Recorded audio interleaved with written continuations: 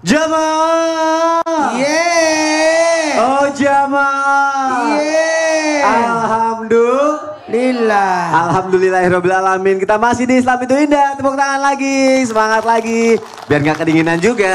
Masya Allah. Temanya juga masih sama. Perhitungan sama orang tua nggak bahaya tah? Bahaya pastinya ya. Ustadz Maulana. Kalau misalnya kita nggak mau perhitungan sama orang tua, tapi ternyata ada orang tua yang maaf ya, dia kayaknya minta mulu ke anaknya gitu. Tapi sebenarnya anaknya itu kondisinya lagi sulit gitu. Ngasih taunya gimana ya biar orang tuanya nggak sakit hati gitu Ustadz.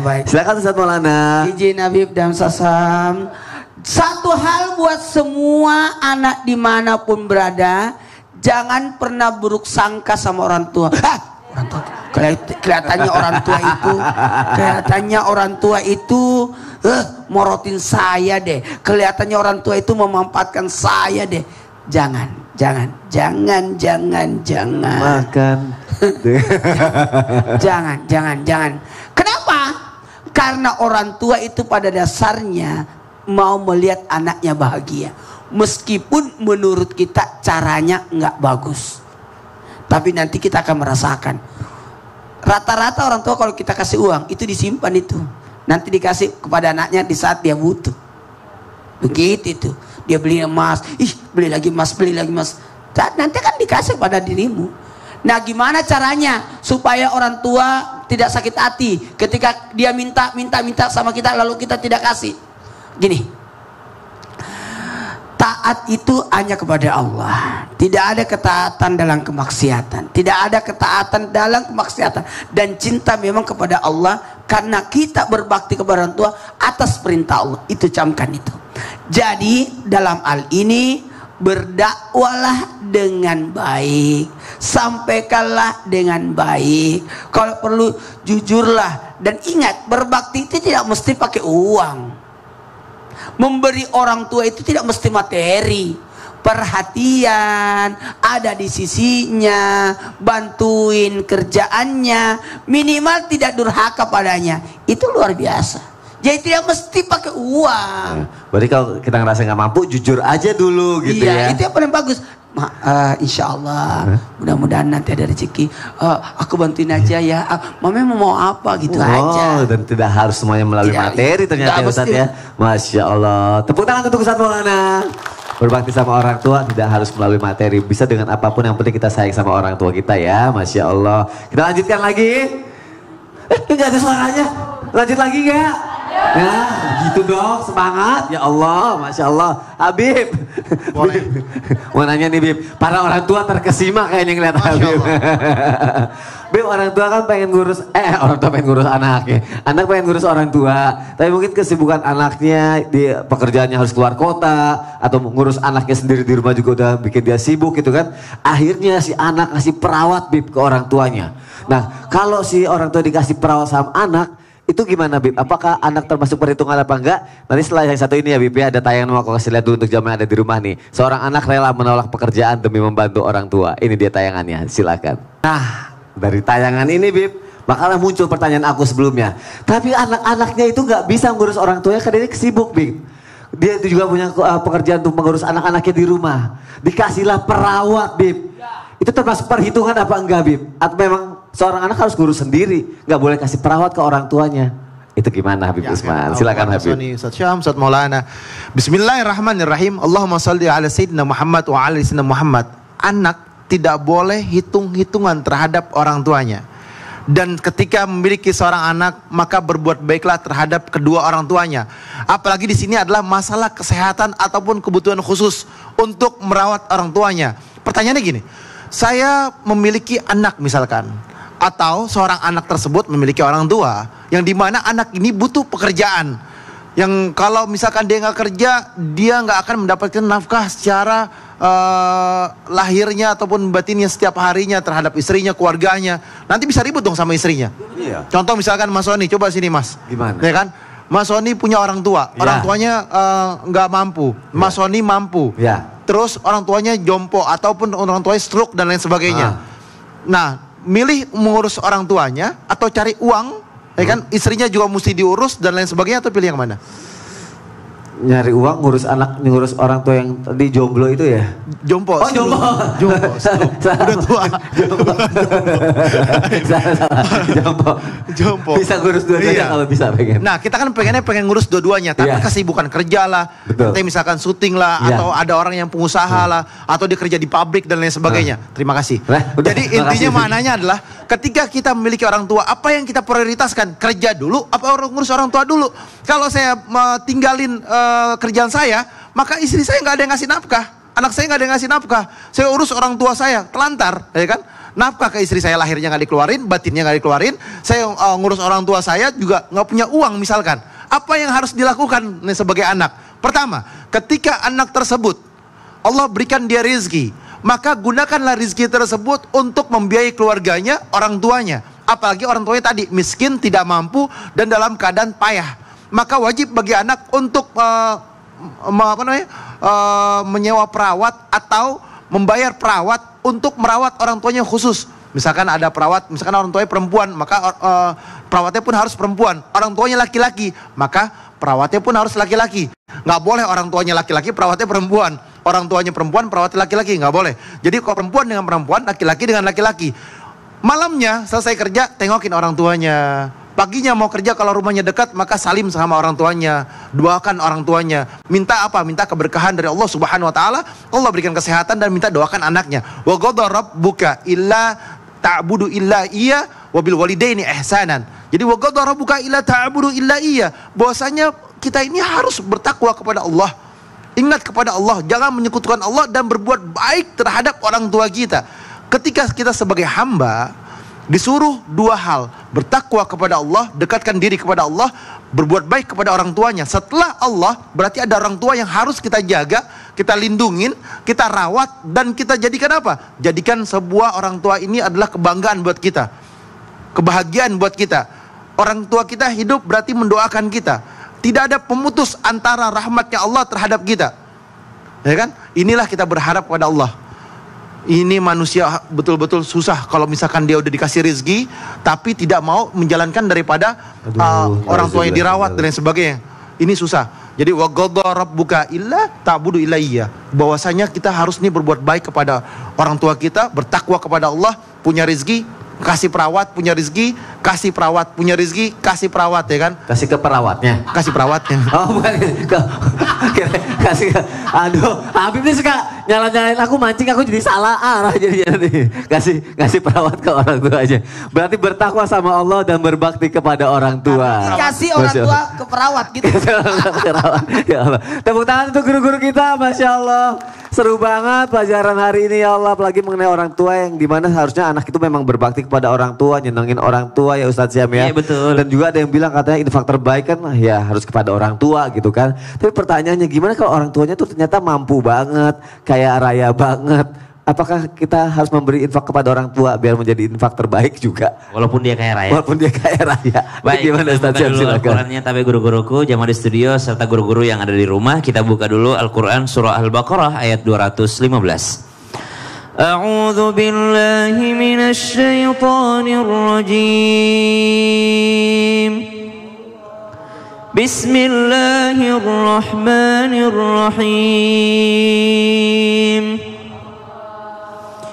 يسألونك ماذا ينفقون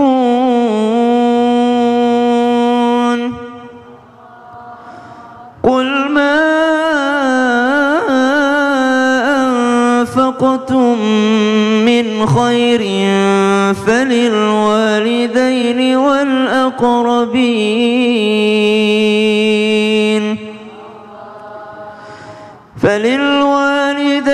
والأقربين واليتامى والمساكين وابن السبيل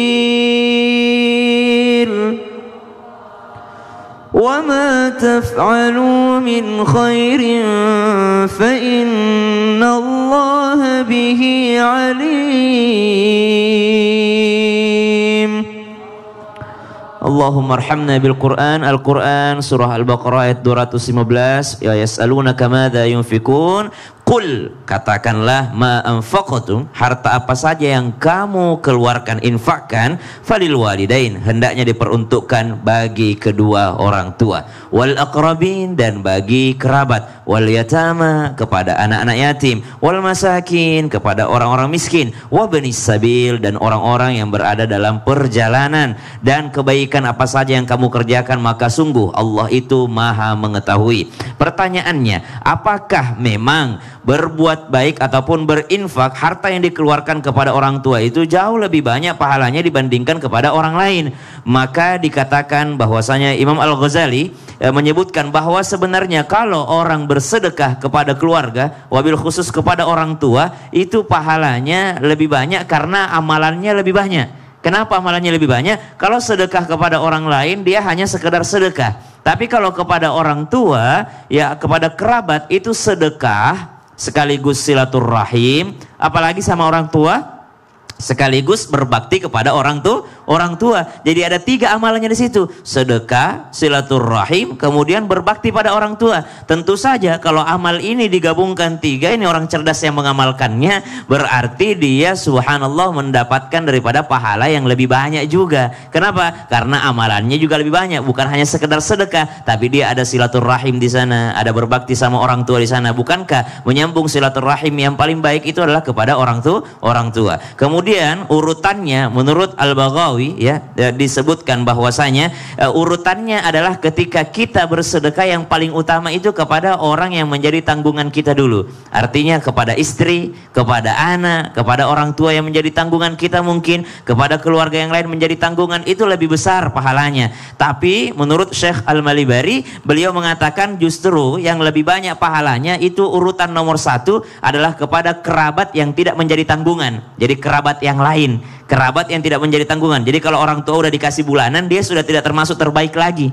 Kalau dia tidak menjadi tanggungan, jarang dikasih, maka dia termasuk daripada kerabat yang tidak menjadi tanggungan. Itu urutan nomor 1 yang paling pantas kita kasih sedekah. Yang kedua, kepada keluarga yang mahram. Keluarga yang mahram itu siapa? Adik kandung misalnya, kakak kandung, paman, tante, saudaranya bapak, saudaranya ibu, itu ya. Mereka adalah orang yang pantas kepada mereka diberikan sedekah yang terbaik. Kemudian ketiga, keluarga yang non mahram, sepupu, itu kan non mahram tuh, sepupu. Tapi masih ada kerabat sama kita, ipar misalnya, dia non mahram. Ya, kemudian dia adalah keluarga daripada kita, kerabat itu juga urutannya mendapatkan kebaikan daripada kita. Kemudian keempat urutannya siapa menurut Syekh Malibari? Mereka adalah orang-orang yang punya hubungan dengan kita karena sepersusuan. Jadi pernah ada sepersusuan, itu ada kerabat sepersusuannya, maka dia pantas mendapatkan sedekah. Dan yang terakhir urutannya, dalam kitab Syekh Al-Maribari mengatakan bahwasanya yang terakhir mendapatkan sedekah yang paling pantas adalah mertua. Jadi mertua itu urutan terakhir, subhanallah. Terakhir setelah orang tua, setelah daripada kerabat yang mahram, kemudian kerabat yang non mahram, kerabat sepersusuan, baru yang terakhir yang utama adalah mertua. Jadi kamu dapat pahala yang luar biasa, sedekah, silaturahim, dan berbakti kepada orang tua. Amalannya tergabung, berarti pahalanya juga jauh lebih banyak. Masya Allah, terima Tapi lihat-lihat juga, kalau dia kaya raya, jangan sedekah duit. Jadi sedekahnya yang lain, sedekah ilmu kah, sedekah perhatian kah. Masya Allah. Kalau sedekah duit banyak mungkin yang lebih. Lagi-lagi gak hanya soal uang ya, jangan ada di rumah ya. Terima kasih Mas ya. Tepuk tangan lagi untuk kita semua yang ada di sini dan juga yang ada di rumah, Masya Allah. Yuk jamaah, kita masuk lagi yuk ke segmen Tanya Dong Ustadz. Kami semua tanya dong Ustadz. Yang mau nanya boleh angkat tangannya lagi. Tadi sebelah situ udah ya, gantian ya sebelah sini. Oh ibu deh, yang sampai saya gitu. Silakan Bu, berdiri Bu. Namanya siapa? Bismillahirrahmanirrahim. Assalamualaikum warahmatullahi wabarakatuh. Waalaikumsalam warahmatullahi wabarakatuh. Perkenalkan, nama saya Ibu Andri dari Majelis Taklim Al-Hidayah Tangerang. Tepuk tangannya dong. Terima kasih. Mau bertanya Ustadz? Iya. Adakah doa-doa yang dipanjatkan oleh ulama-ulama terdahulu supaya orang tua kita bisa lancar rezekinya, Amin. berkah umurnya, Amin. dan kita sebagai anak tidak perhitungan atau enggak perhitungan dengan orang tua? Masya Allah. Sekian pertanyaan dari saya, Ustadz. Mohon jawabannya. Terima kasih. Wassalamualaikum warahmatullahi wabarakatuh. Waalaikumsalam warahmatullahi wabarakatuh. Terima kasih ya Ibu sudah bertanya. Langsung aja Bib. Inilah yang dikatakan wa qadha rabbuka alla ta'budu ilayya wa bil walidaini ihsanan. Jadi kita wajib bagi anak untuk berbakti kepada orang tua kita karena mengikuti perintah Allah. Masya Allah. Sehingga mendapatkan berkah dan ridhonya Allah. Masya Allah. Disinilah yang harus kita pahamin. Yang pertama, adakah sih doanya? Saya menggunakan doa di sini adalah doa Syekh Abu Bakar bin Salim Ainat, yang dimana Allah Subhanahu wa Ta'ala memberikan satu keberkahan kepada Al-Habib Syekh Abu Bakar bin Salim Ainat yang ada di Tarim, sehingga para wali-wali Allah, para ulama-ulama itu membacakan doa ini. Kita baca doanya. Bismillahirrahmanirrahim. Allahumma lakal hamdu syukran wa lakal mannu fadlan wa anta rabbuna haqqan wa nahnu abidu garigan wa anta lam tazali dzalika ahlan.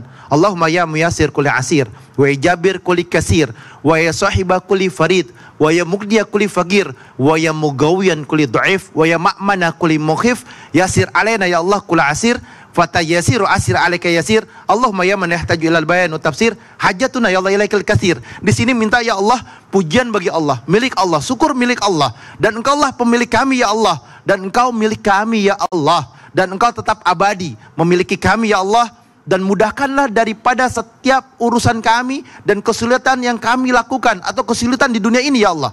Ya Allah yang menghibur semua hamba-Mu, ya Allah kabulkanlah daripada permintaan kami ini ya Allah.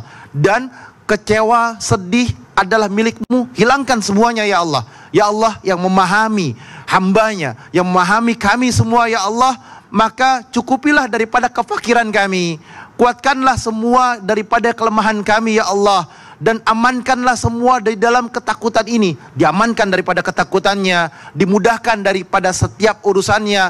Engkaulah satu-satunya Tuhan kami ya Allah, dan kabulkanlah hajat doa kami ya Allah. Hajatuna ilaikal katsir wa anta alimu biha wa basir. Engkau yang mengetahuinya, wa anta alimu biha wa khabir, dan Engkau mengetahui daripada setiap kejadiannya ya Allah. Hanya Engkaulah yang bisa mengabulkan doa kami.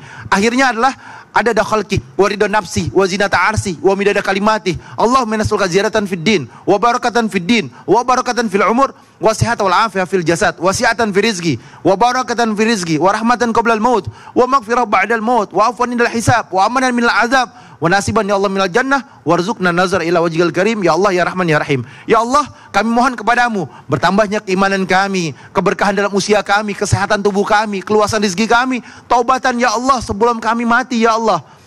Jadi minta taubat agar apa? Agar mendapatkan hidayah dari Allah dan berharap bisa melihat wajahnya Allah. Allahumma rzuqna nazar ila wajhil karim, dan bersahadat ketika mau meninggal.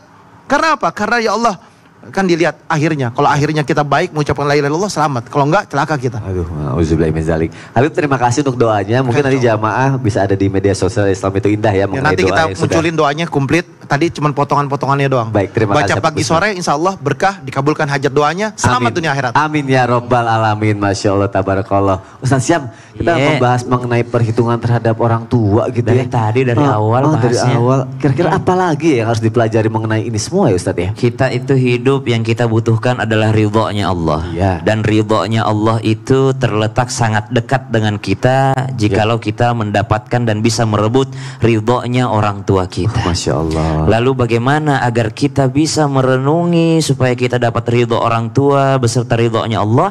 Kita akan bermuhasabah, tapi setelah yang satu ini. Tetap di Islam itu indah. Jamaah, oh jamaah, alhamdulillah.